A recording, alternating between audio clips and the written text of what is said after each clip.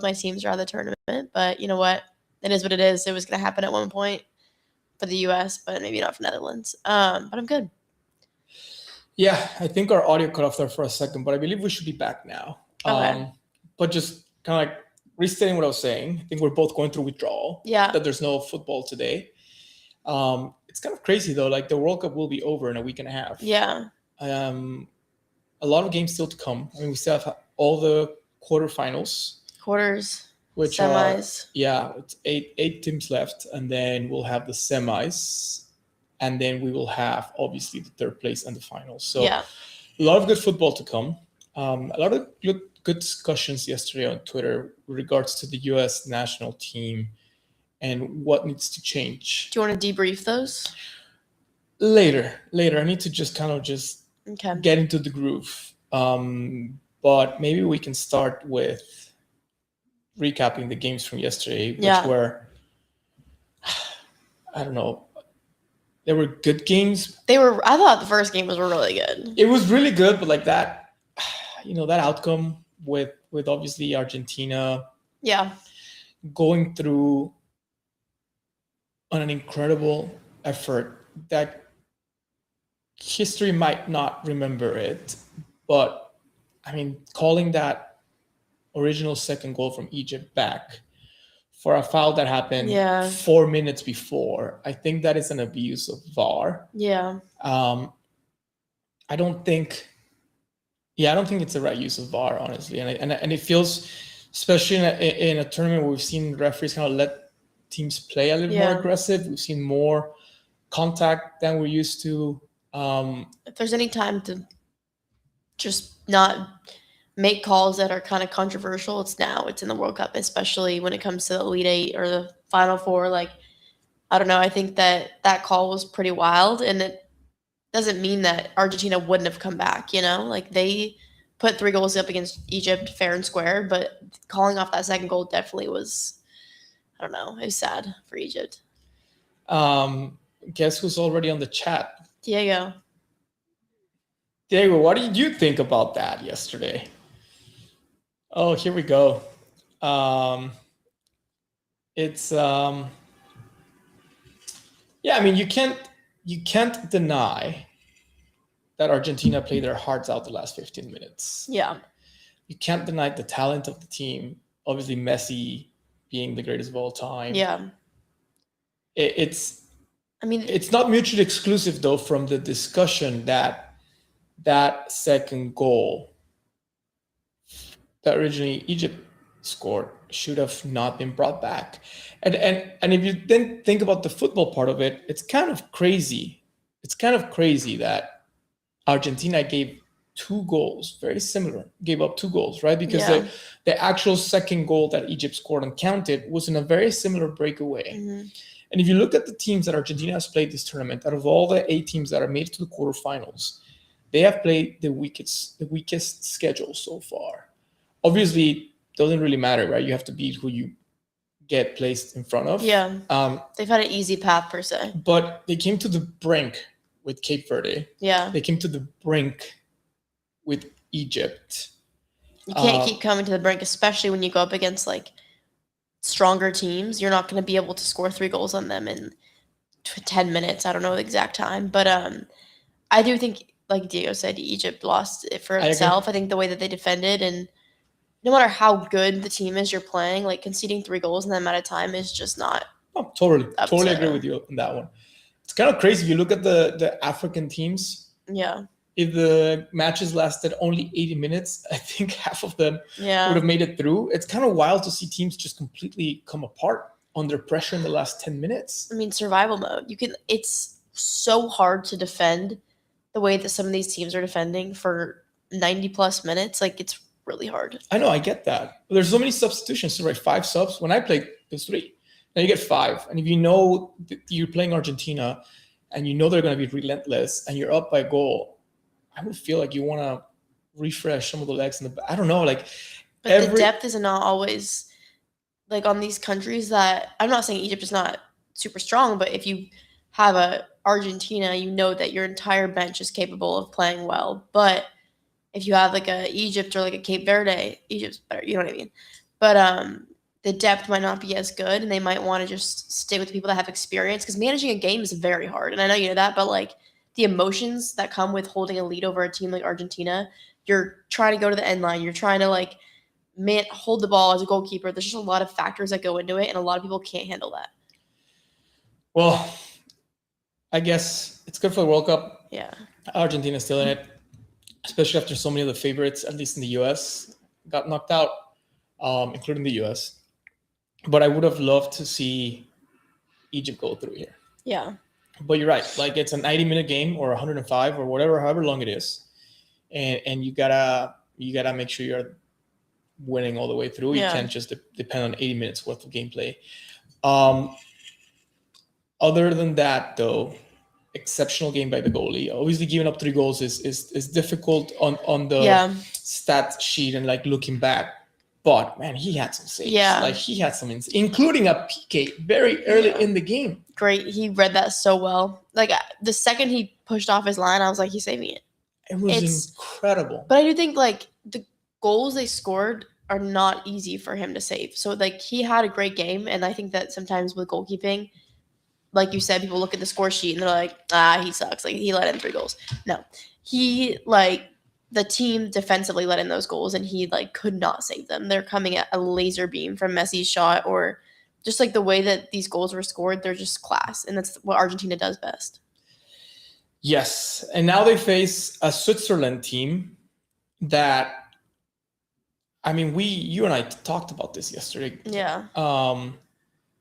It was just reading Diego's comments in the chats. They're so funny. I'm just sharing with you guys. I really almost died. My wife was concerned, and boom.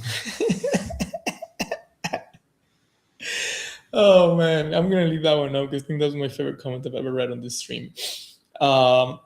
Diego, don't die. We need you. We need you for another week and a half. Just one more week and a half. Yeah, and then don't die either. But yeah, we appreciate the support and you being here. Switzerland and Colombia. We talked about it going into the game. Colombia creating a lot of chances through the tournament, but not being able to finish plays in goals. They really struggled to score, even though they dominated Portugal. They really struggled to score. Hit the crossbar versus Ghana, and they did the same thing yesterday. They really struggled to score, even though I think they were the more aggressive team.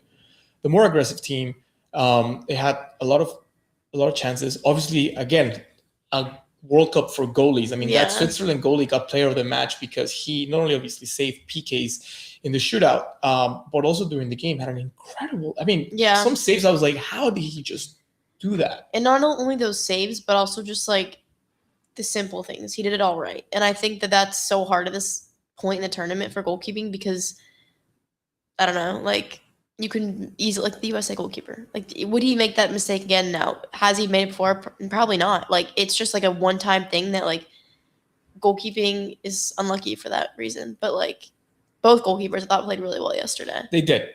And to give credit to the Colombian goalie as well, he played really well. And you know, we went to PKs, which I think Switzerland was playing for. Yeah. It was quite clear they were trying to get to PKs, and a lot of discussion online. I wonder why though. Because PKs are like they're coin flipped. They're coin flipped, and like it's so luck. It's luck, and one person could sell it for everyone. Like if one Switzerland player had missed it more than they did, like it would have been done for. Oh, incredible save by the goalie too on the PKs. It's a beautiful extension of the body. I mean, guys, you have no idea how hard it is to do that. It is incredibly hard. Yeah. But obviously Colombia missed. And you can't like, how do you miss the net, like the goal on PKs at that level?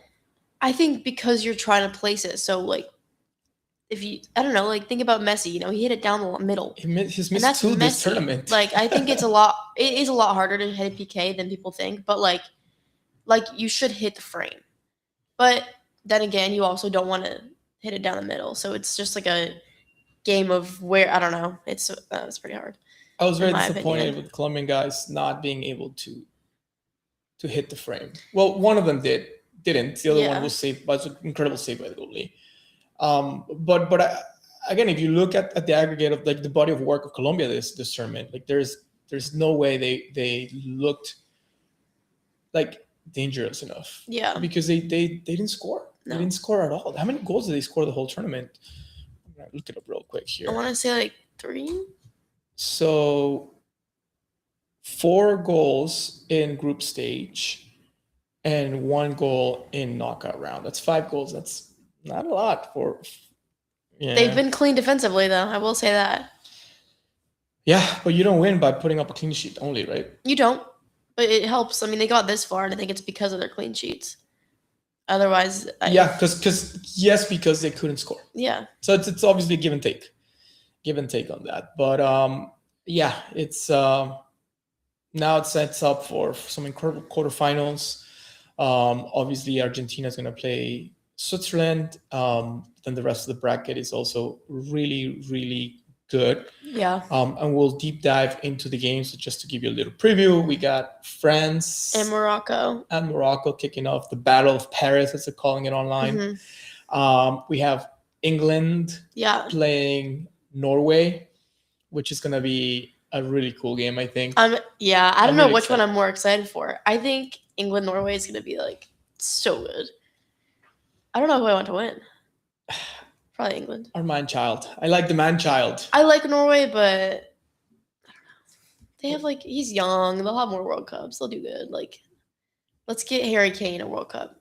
I like Harry Kane. I mean, but they beat us, and it's hard to root for them. Yeah, Morocco beat Netherlands though, and I could still root for Morocco.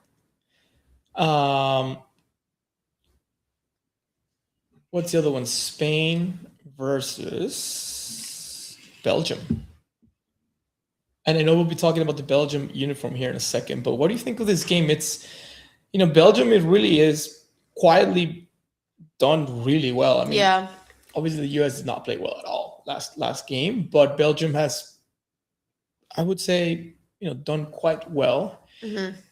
And obviously Spain is favored, but all these matches are very close. There's no room for there's no, maybe Argentina Switzerland is the one that has a room for a upset, but it's not Norway beating England wouldn't be that much of an upset. Morocco beating France, if you're being objective about the sport, it wouldn't be an upset. Yeah. Belgium beating Spain, it's the underdog winning, but it's not like they're underdogs by 30 points. See, I don't know. I think US just played bad. Okay. I think Belgium's strong, but I don't think they're going to beat Spain. I think Spain has been obviously rocky at points, but they're Spain. They have the talent and they have all the pieces to win a World Cup, and I think that they're not going to get out by Belgium in a quarterfinal. Okay. Well, we'll have those forecasts, projections, market looks, and everything tomorrow. I mean, maybe take a chance to just quickly. Well, we're not going to spend too much time on it.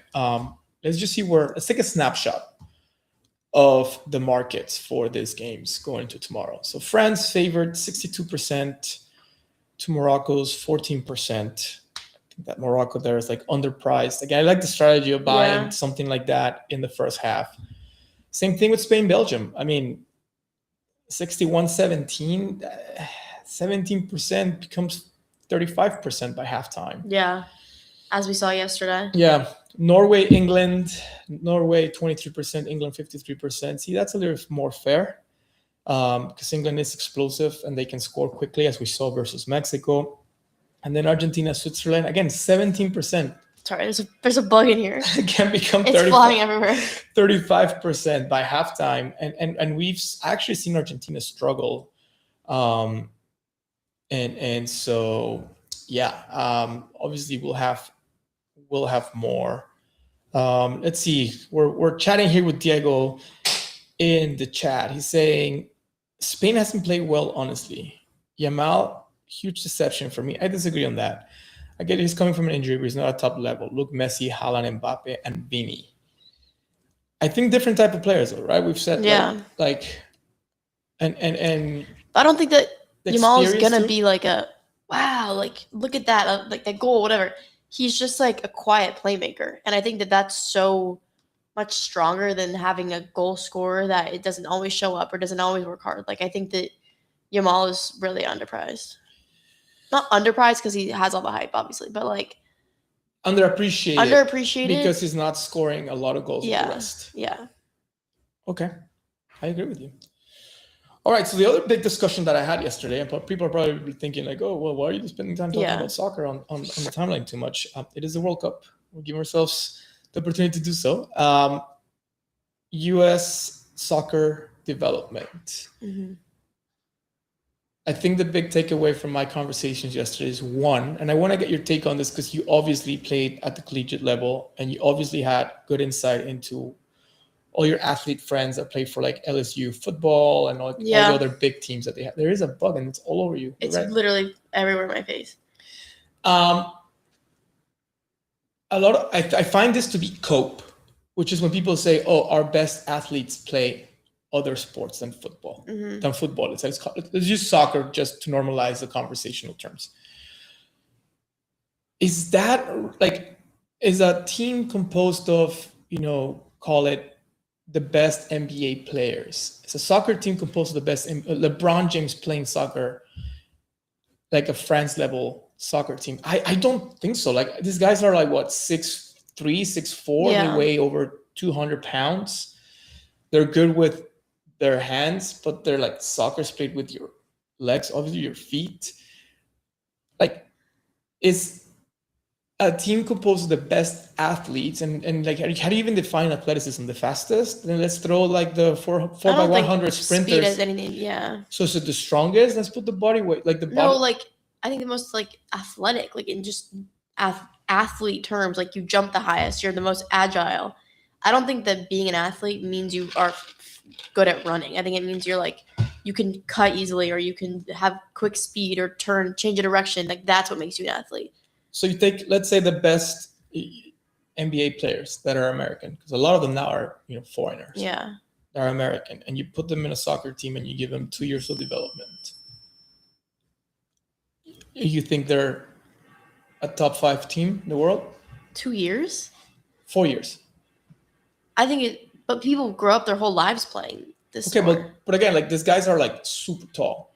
But that doesn't make any, like I don't think so. I think that being really tall is not always an asset you want. That's exactly my point. Yeah.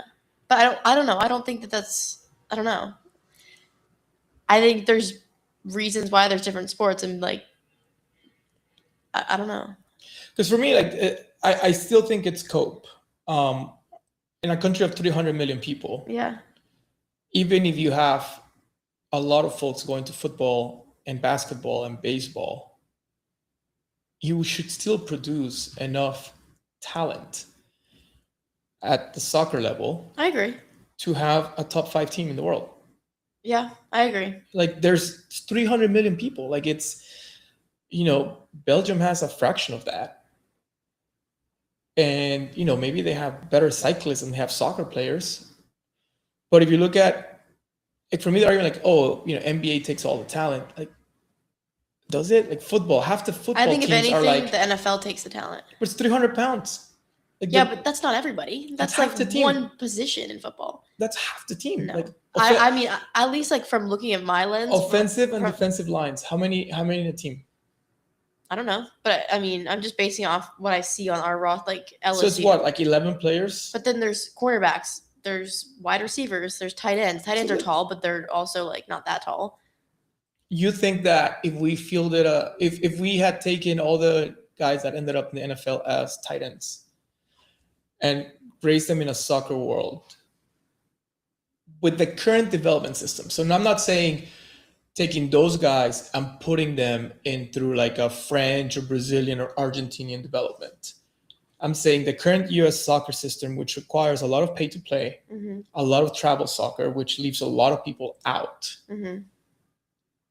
So just on that raw athleticism with the current system, we would have a top 5 team. I don't think so. I think the problem is the development. I think the problem is kids having to pay $5,000 a year. Yeah, I think that's a huge problem. I'm just thinking, I thought you were just talking about athleticism here. Like, take that all out. I mean, development, yes, that's an issue. But I also know people that grew up and played for Man City women's side, or the Barcelona, literally the top tier Barcelona team women's side. They come to the U.S. and I'm telling you, they're lower level, or if not the same level as the girls that grew up in the U.S. playing here.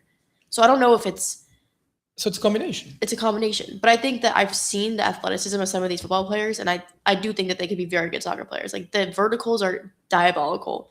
And the way Sure. that they run, everything, like, it's like freak athletes Right. that I don't know if I've necessarily seen in men's soccer, like, from my perspective of people I know. That also assumes, for example, that only the US produces that type of athlete, which No. is not the case. Not at all. And not all those types of athletes at other countries make it to the national soccer team. Mm-hmm.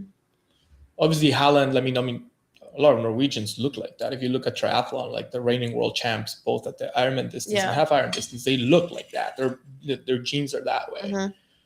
But, I'm sure there's some really good, like Manu Ginobili in Argentina. How come he's not Messi? How come Messi is not Manu? Yeah.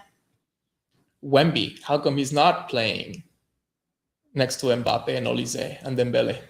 I think he'd have a really hard time on the soccer field. He's a great shooter, by the way. There's videos of him taking free kicks. I'm sure he's good, but, like, imagine him, like, I don't know. He's just so tall. Like, as a goalkeeper, I know that, I mean, maybe I'm biased because I'm not that tall, but, like, I always told myself, hey, it's okay I'm not that tall, because a lower dive, a lower shot is harder to save. If you're super tall, it takes you longer to get to the ground, but, like, as a shorter goalkeeper, obviously the height is a problem. You know what I mean? So, like, there's pros and cons to everything. I think that the development in the U.S. obviously is not where it's supposed to be. It's a very big money factor and political factor. Like, the clubs I grew up in, girls that their dad coached at the club, they would start every game. Okay, there we go. So you have the experience. Yeah. So tell me what it was like for you, or just not. You have to be specific, so we don't call anybody out. But is it true that to play at a high level here in the U.S., like, there's no alternative other than, like, travel soccer and, like, having your family bankroll you? Yeah, 100%. And You need to, like, unfortunately, it's so expensive. And it's, like, thousands of dollars in private trainings. If you want to be the best, you need to do private trainings. If you want to be the fastest, you have to get speed training. Like, there's so many things you have to do, and you don't need to do it necessarily. But, like, I know everyone that's gone far, for women's at least, has done all those things. And, like, it makes a big difference. And I think that in other countries, they have more accessibility to doing these type of trainings, because a lot of the kids grow up in academies that they don't have to pay for necessarily. Right. So that's my whole point. It's not just that the athletes. It's like, even if we had the same leakage of good athletes to NFL, if we had better development, I think we'd have a better team in the US. Mm-hmm. And if we took away the pay to play, the travel soccer being so expensive. I mean, even Landon Donovan was out yesterday saying, like, this is, first of all, he, like, ripped Pulisic. He was like, how are you resting after, he skipped the Gold Cup, which is the CONCACAF championship that Mexico won. Had to add that in there. I mean, just for, it's a fact, unless people have problems with the facts. And then he didn't perform in the World Cup. And so, but then he went ahead and said, like, I was raised I think he's a single mother, 2 siblings. Like, it was really hard for him. Mm-hmm. Like, how many people are we leaving out of being able to play for the US because they can't afford the, $3,000, $5,000, $10,000 cost a year. So yeah, that I think is a bigger problem than, like, athletic dudes wanting to go play NBA or NFL. Yeah. And I think that's more of my point than, like, we just don't have the best athletes playing football. But yeah, we'll see. I mean, I want my kids to celebrate a World Cup someday. Yeah. So, I think that it's on the route there. I think we just, obviously, they know that they've played not up to the U.S. standard, because there's been players that have posted about it. But, like, I think that things in the development need to change for sure. And also, I mean, there's so many factors that go into it. It's hard to just break it down, because I didn't grow up in men's soccer, so it's completely different. But for women's, I know that it's kind of the same now. But the standard is the same. The standard is to win a World Cup, and that's what Carly Lloyd said last night. If anyone watched her interview, she was ripping the men's team too. And if you know soccer, you should know Carly Lloyd, because it's not just men's, guys. But yeah. 4-time world champ, the U.S. People always seem to forget that. I think that's a shame. It is a shame. All right, should we move on to happier conversations? Yeah. I know we've talked a lot about the uniforms and a lot of the lore they have, and I think for us at Meepco, one of the things that drew us into doing Meebits football was seeing the parallels of the identity, the traits, that visual language that Matt and John communicated through all the different clothing items and like really cool things that they added to Meebits. As you guys know, if you followed us for a little bit, Matt and John, Larva Labs, they created Meebits based on the inspiration that they got from the diversity that they saw in New York City as they commuted to work and walked around in Brooklyn and took the subway. That's why you have dudes with like full suits, obviously representing like kind of like the bankers and lawyers going to work next to like the guys with the rock T-shirt or the band T-shirt, or a little kid wearing like their favorite animal on their shirt.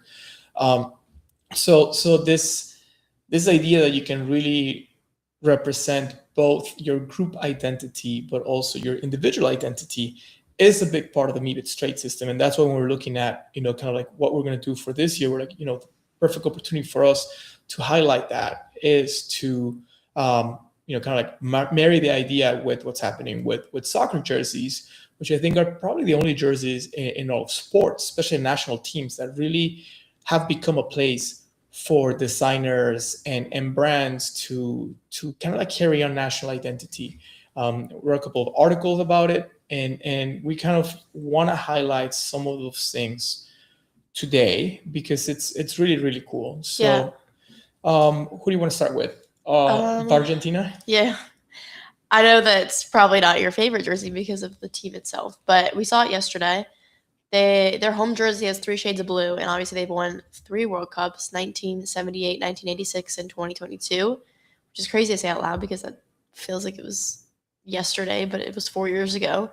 But yeah, so it symbolizes the 3 World Cups they've won. They also have the 3 stars above their patch. So it's a really cool jersey in my opinion. I think the Adidas did a great job with it, and it obviously has symbolism, which maybe is the reason they're coming back on these games. And what I really appreciate here is that it's kind of like if you know, Yeah. Right? Random observers, you see Argentina. It's an iconic jersey. They don't even think twice about it. White and blue stripes. It's always been them. Yeah. And so it's like, okay, obviously the 3rd star gets added because in soccer you can your national team can wear stars over their crest depending how many World Cups you've won. Obviously, Argentina did the 3rd one in Qatar 2022. But then you really look at the meaning, right? And the fact that they decided to honor the three championships by using 3 shades of blue. It's like a little ombre that comes into the lighter color. It's just, again, it just reminds me so much of like the Meebits and paying homage to different things. And not just Meebits, but like NFT trades. Obviously, most NFT projects were inspired by CryptoPunks. So same applies, Matt and John made CryptoPunks. So this is really cool to me. And it's a beautiful jersey. Yeah. You can't, we might not like Argentina and Mexico, but obviously credit is always due where it's deserved. You can't go wrong with blue too. Blue's such a good color. It's such an iconic jersey. And the fact that they were able to add so much meaning to it. Yeah. Without being over the top. I think that a lot of jerseys can kind of do too much and be way too, like you look at it and you're just like it's too much going on. I'm not even going to look to see what the meaning is. But I think that people are actually really interested in this that do know about it, because I didn't know this in the beginning of the World Cup. I thought, oh, it's a cool jersey, it's Argentina, right? But then you actually like hear about it and you learn about it, and I'm like, okay, wait, that's so much cooler than it may get out to be. And also, I think it makes people more intrigued to buying them. Not that that's the whole case, but I think that obviously Adidas has some sort of marketing with it because they want to make money. I also think that it's like they're becoming art forms. Yeah. Right? And like if you think about Messi being down yesterday 2-0 versus Egypt, facing the brink of getting knocked out of the World Cup. Mm-hmm. And you can just imagine a player wearing this jersey that visually represents every single player and fan that witnessed, that experienced, that enjoyed, that celebrated your country's previous 3 World Cup championships. And you kind of like wearing their hearts in on the shirt by representing it with the 3 different shades of blue. I think that's incredibly, incredibly powerful. And it helps them to remember that you're playing for so much more than just yourself. Like, I don't think history in that legacy. moment that Messi was like, I don't want my career to be over in the with Argentina. I like. I think it's more like we and like my country, and I think that's one thing that Messi that I really respect because you can see it in the way that he plays. It's not about him. Right. It's about like everything with Argentina and every fan and everything that goes into it. So, yeah. I think it's a very cool uniform. But they also have an away kit that is decorative painting style that originated in Buenos Aires, the capital of Argentina. Yes. Okay, let's go look at that one. Which is obviously less talked about because of all the cool things with Argentina's home jersey, but yeah, I think that's pretty cool too. Yeah. Oh yeah, this one I didn't get to study too much. Yeah, it's based off a colorful decorative painting. Interesting. I think it's really cool. It is really cool. I hadn't really like looked at it too much. My dream was to wear a black jersey, like I said 8 times, and I never got to. So it's okay, guys. Oh, Xolos are red and black. Yeah, they are. Nice. All right, what other jersey you want to talk about today? Well, the man-child. The man-child. Norway has obviously, I'm not going to say the best uniforms in the World Cup, but up there. Hunter would say the best. But they have Viking-style references on it, and I think in the black or the navy blue lines, you can see that it's kind of like medieval heritage that's coming through the design on there, which is really cool. Yeah, that's awesome. And again, just caring, what it represents for your country. And I think that the history with Norway is really cool to me. The Viking, just all the history that goes into it, I think it's really cool. But yeah, jersey's also not doing too much like the Argentina one. Obviously, it's less iconic than the Argentina one because it's an up-and-coming country. But I think that now that obviously we've seen it, it's sold out. Now that Norway's done so well and Holland's such a big fan or a big player in the World Cup and soccer in general, it's going to keep growing. And I think that Norway's uniforms are only going to get better. I agree. I want to see the... Do you like Nike or Adidas better? For jerseys, I really like the Adidas one better. Yeah. I mean, this black one that they did for Norway is amazing. It's kind of wild to see it all completely sold out. Oh, they didn't even sell the away one, the third one, the white one? No, I don't know if they usually do. Yeah, they did it for the kids. Oh. Oh, they did a really good job. I mean, that is beautiful. And I will say, I like how it doesn't have like the Adidas different colored stripes like that are just kind of in your face. I like that it's just clean and sleek. It's different styles. They don't frame them like they do, but I do like how the Adidas frames their jerseys. Yeah. All right. So then, but there's also other manufacturers at the World Cup besides the big two, and one of our Cinderella stories, Cabo Verde. This was Capelli. We wore this for my club team actually. Really? And everyone would say, "Oh, you have Capelli, that's whatever, not very nice." But Capelli is one of the nicest brands I've ever worn. I think that the quality and everything about it is so nice, and I love that it kind of shows that Cape Verde came from a small country, and they're not wearing the big logos. They don't need to because they still performed amazing in what they were wearing. But yeah, so they obviously are islands, and there's a triangular pattern that represents the flight paths of the 10 islands on the uniform. Oh, really? Yeah. That's amazing. It symbolizes unity despite being spread out across the Atlantic, which is really cool. Because you're not all compact into one little country, it's spread out. And people think that, Cape Verde is a really small country. Yes, but it's spread out and they might not all know each other, but now they're playing together, That's amazing. Yeah. I love there's a shark in their crest.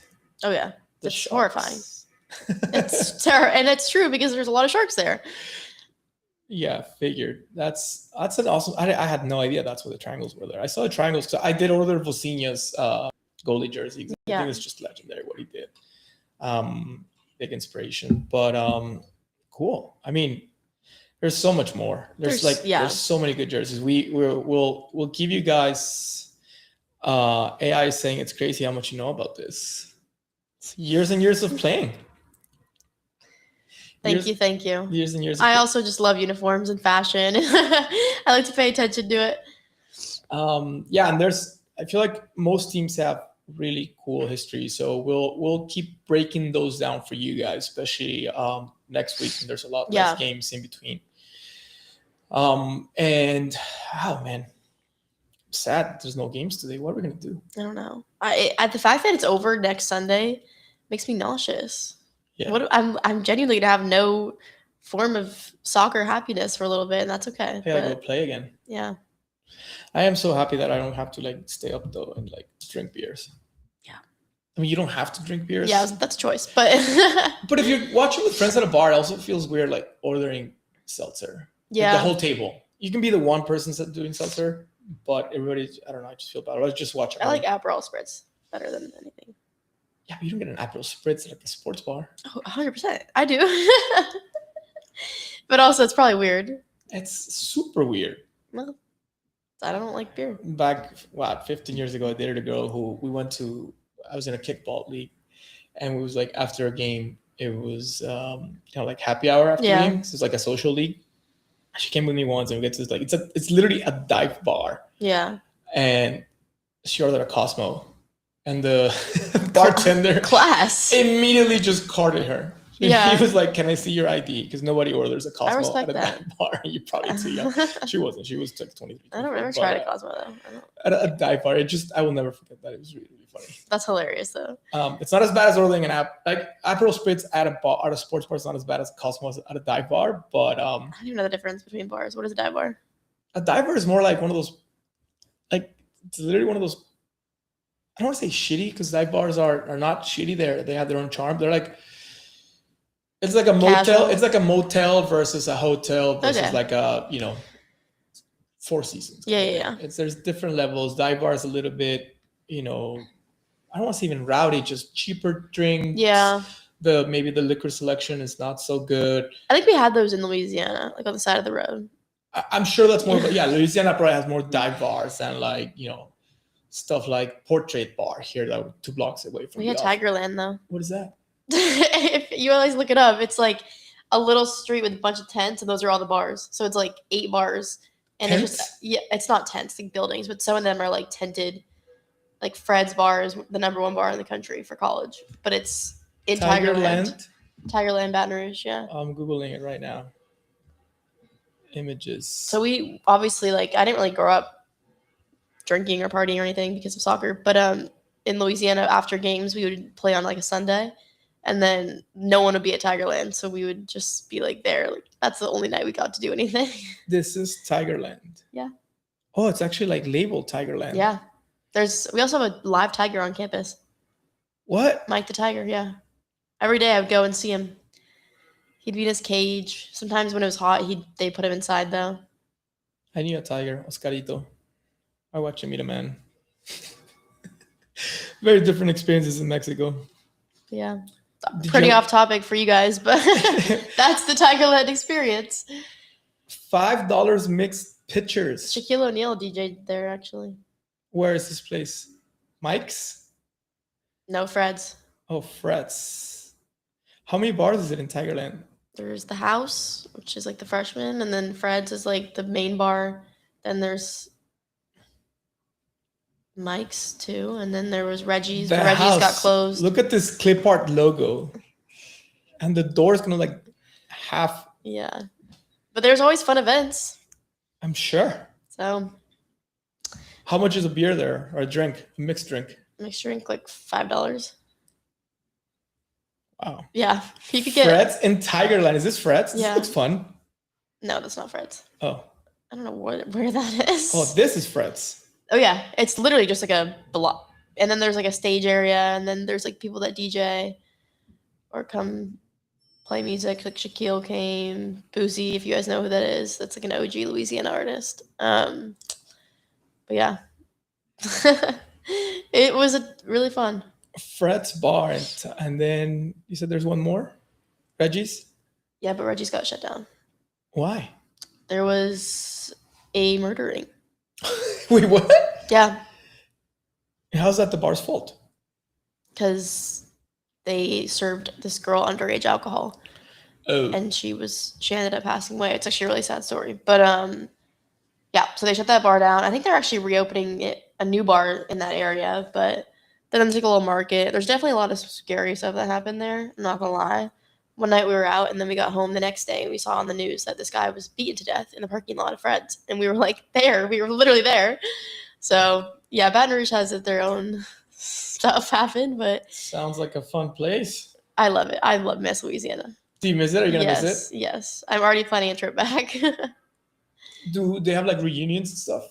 We'll have like an alumni game, or not alumni, but a game where like all the girls that graduated last year will go to. But it's pretty hard to find the time. Like one of our players lives in Iceland, and then one of my roommates lives in Dallas. She plays there, so it's kind of hard to all go at the same weekend. Was it this like your social life? Your friends were all in the soccer team. Yeah, we didn't really have social life. You don't have time. Like every single day we had stuff. So like you just build your family within your team, and like all my best friends are on the team. So it was like a day in the life schedule for Sophie Kevorkian.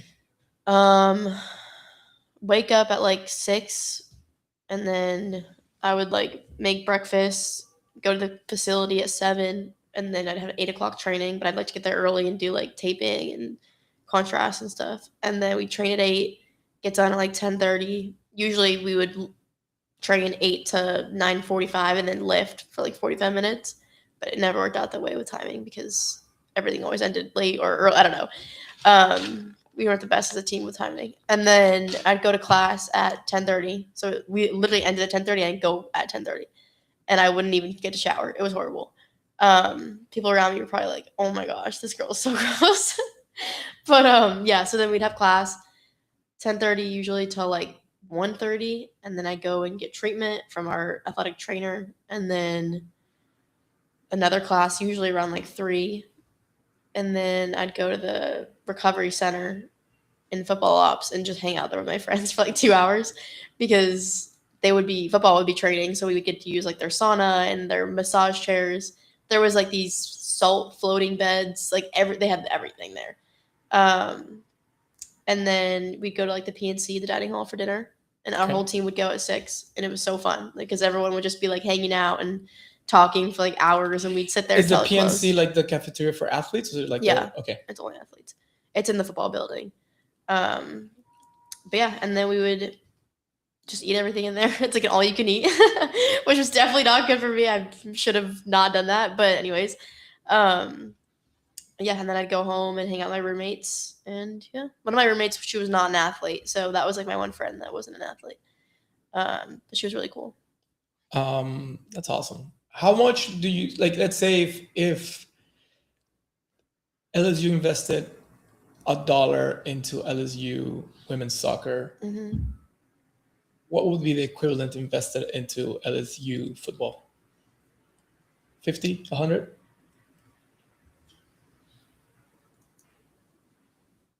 Like 200 maybe? Wow. I don't know. Football is obviously very it's a profitable, center, right? But they make so much money with their games. Like it is so expensive and so hard to find a ticket to an LSU football game. And like we got free ones because we're student athletes, but if you're a student, you don't get it free. And if you're buying a regular ticket, it's probably around like $400 each ticket. That's insane. And it's 100,000 people in that stadium. Wow. But the game days were like my first college ball game day. I was like, this is the best day of my life. My life has changed forever. It was so amazing. And you just appreciate the culture of Louisiana and LSU. And obviously there's nothing in that town, but like I miss it. I miss like the grass at my house and stuff like that, like random things. I miss stepping outside and it's like really hot out. Okay. Interesting. I didn't have the same college experience because I transferred halfway through to San Antonio, which didn't have a football team at the time, but yeah, it was good for me. It's different. Like my first school didn't have one either, and I look back and those are also like amazing memories. It's different, you know? Oh, the beauty of having literally no responsibilities, no bills. Yeah. Just having fun. Yeah. Going to class, submitting essays. Sometimes. We had class checkers though, but like, we would fly.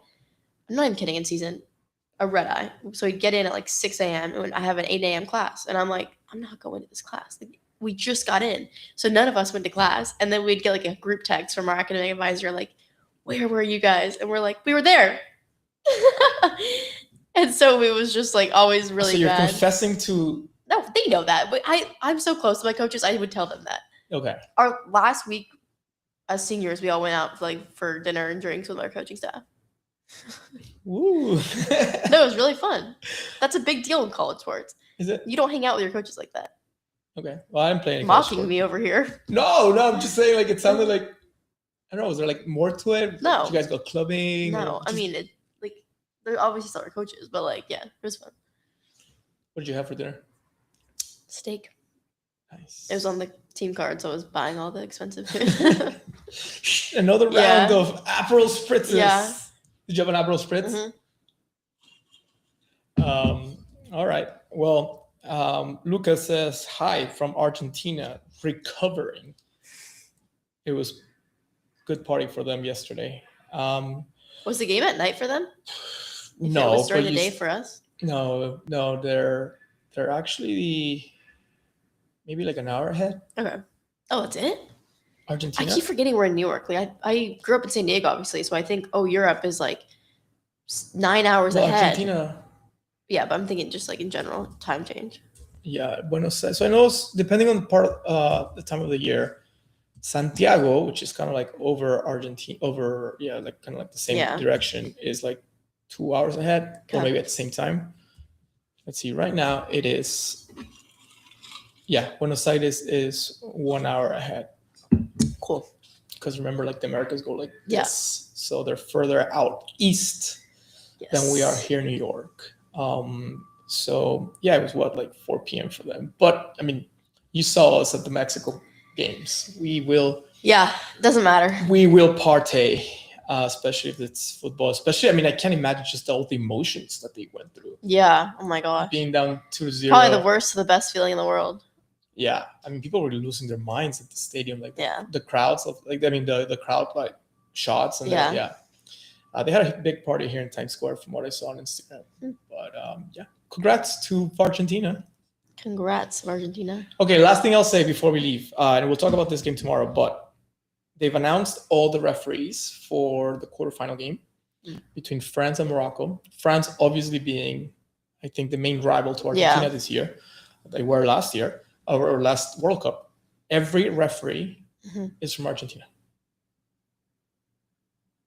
It's the first time this World Cup that why is that allowed? Referee is from the same country, let alone like your rival country. I'm surprised it's allowed. If they put it anyway against France, there's going to be so many lawsuits. That's why people are like, hey, like how? To your point, there's 110 nations in the world. There's like 48 countries that played in the World Cup. Okay, I guess there's so many people that have so many rivals that make, you know what I mean? Like, but how does FIFA assign all Argentinian crew? To the French game? Because FIFA's corrupt. Ooh, I'm kidding. No, it's not. Hot take. No, it's not. It's not. I'm just saying, like, people accept it. In our media, we have like refs from I don't even know what country it was, but it was definitely a country that we shouldn't have had them with. And they definitely were siding against us. We had refs from Lithuania when we were playing Lithuania, and FIFA did that, or UEFA. And that's insane. Yeah. And we're like, wait, this is not fair. And they didn't call anything. Like, they actually did a good job. But I think it also it opens up the risk that they, referees are human, as we saw. I've seen, like, FIFA actually apologized to Algeria because Messi should have been sent off in the first game. Yeah. Very similar challenge that what Balogun got sent out for. And they did say, hey, VAR made a mistake not reviewing that. We are sorry. So referees are human. VAR referees are human. There's bound to be mistakes. By putting an all-Argentinian crew on this France-Morocco game, they're literally just opening themselves up to even more controversy. Yeah. Maybe they're okay with that. They could have put German refs. They could have put, and they don't have to be all from the same country, by the way. Usually you have maybe a country that's not in the World Cup anymore, or different countries at least. Yeah. So you counterbalance the whole. He hates Argentina, but then you have other countries that might not really care too much. Yeah. Or he's pro Argentina, and then you have other countries that I don't know. It's one of those decisions that you just sit there and scratch your head and like, why? And like, hopefully it isn't going to be like a shit show. Pardon my French. Yeah. All right, guys. Well, it is, and I agree. See here. Can't blame the refs for a 90-minute game. Completely agree. Mistakes might be big. We have plenty of time to win a game. Completely agree too. I think what we're saying is FIFA, which is already under such intense pressure because of what happened with the US, which is what happened with Messi. Yeah. What happened with England versus Ghana, right? Like they should have had a red card. They should have had a PK given. You're just opening up. It's like, I'm gonna put in very simple terms because dudes understand this. If you're a dude and your girlfriend, wife, partner is mad at you because you stayed out late one weekend, you didn't do anything bad, but you stayed out late. Why would you go out the next weekend and say like, oh, I'm just going out with my boys again? Even if you're just gonna go play Nintendo the whole freaking night. Like it just opens up the room for like more negative things. You just say like, you know what, I'm not going to go out this weekend because I'm already like, there's already some heat because I made a mistake before. Yeah. FIFA made a mistake. And so they're just putting themselves at further risk of mistakes. I think that could be misinterpreted to be that, oh, they're favoring so and so country. Yeah. Cool. All right, guys. Well, shop.maybits.com. We have some jerseys left. We'll love to get them out of the office. On sale, right? On sale. We have them on sale. We have also trading card packs. We have, what else do we have? Well, there's some really cool Maybits near the floor. And we would love to welcome some new community members that have found us through football. Obviously, the collectibles are amazing as well. We have the Legends. We have the Group 1 stage. Group 1 collectibles, which I don't know if you guys know this, but they are actually redeemable for 3D prints. So this ones, including Argentina. So Mexico, Argentina, Japan, Netherlands, Brazil, and Canada. If you buy one of these, and you can, at the end of the World Cup, you can redeem them. And so we will send you a 3D printed figurine of them. Obviously plus shipping and handling, but you'll be able to burn these or just send them to us. We'll start figuring out the mechanics there.